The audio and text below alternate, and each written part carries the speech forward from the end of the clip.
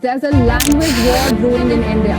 The language wars continue its The language war rages on. What's happening with India's language mess? Do we need a three-language rule? If yes, why force it for unity? So why is Tamil Nadu mad about it? So, in a country as vibrant and varied as India, language isn't just how we talk. It's a battlefield where identity, power, and pride collide. Right now, a fierce fight is unfolding over India's three-language policy, a rule that says kids in school should learn Hindi, English, and a local language. It's meant to bring India closer together, but in the southern state of Tamil Nadu, it's doing the opposite. It's sparking anger and division. This clash hit the headlines recently when two big leaders went head-to-head. M.K. Stalin, the Chief Minister of Tamil Nadu, and Yogi Adityanath, the Chief Minister of Uttar Pradesh. Stalin says the policy is forcing Hindi on people who don't want it, while Yogi calls Tamil Nadu's resistance narrow-minded. Their war of words has set social media on fire and put a spotlight on a question India can't ignore. Let's rewind to understand how we got here. Back in the 1960s, India came up with the three-language formula. The idea was simple: teach kids Hindi to connect with the North, English to compete in the world, and their own local language to keep their culture alive. It sounded good on paper. India's a country with over 19,500 dialects, so finding a way to link everyone made sense. But not everyone was on board, especially Tamil Nadu. This state in the south has a language called Tamil, one of the oldest in the world, older than Hindi by centuries. Tamils are proud of it. It's not just words to them, it's their soul. Way back in the 1930s, when leaders tried to make Hindi a must in schools, Tamil Nadu said no way. People hit the streets shouting, "We won't let our language die."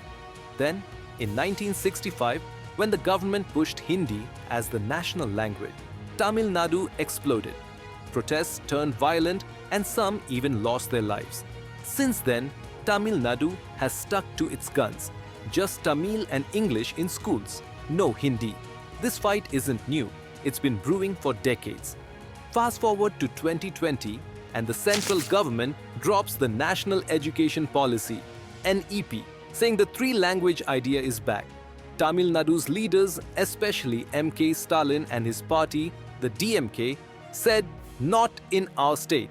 They see it as the North, where Hindi rules, trying to boss the South around again. Who's affected? Kids in schools, for one. They're the ones learning or not learning these languages. But it's bigger than that. It's about families, communities, and even how India looks to the world. So why is this such a big deal? It's all about identity. In Tamil Nadu, Tamil isn't just a language. It's a badge of honor, a tie to their ancient past.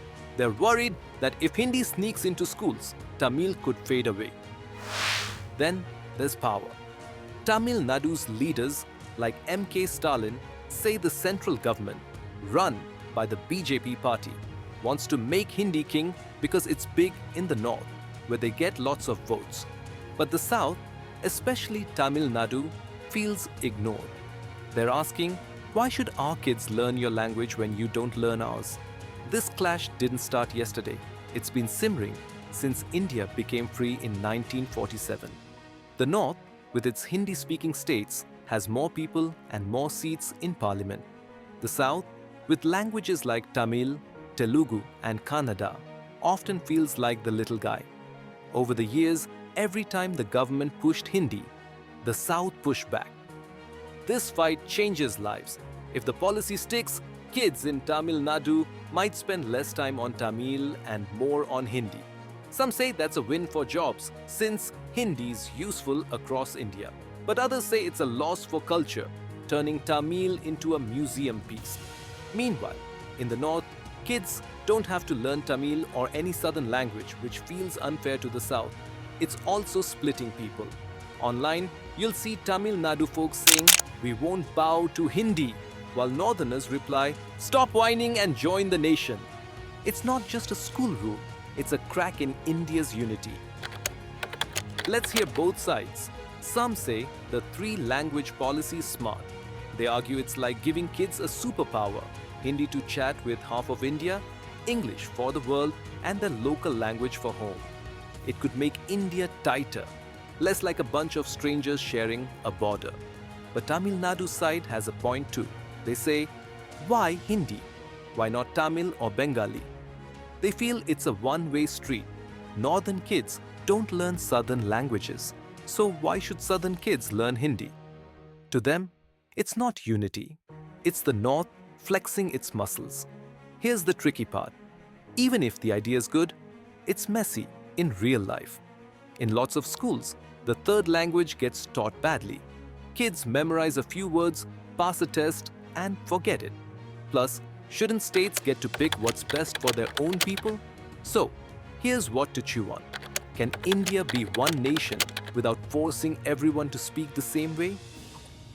So, as India stands at this fork in the road, here's the kicker.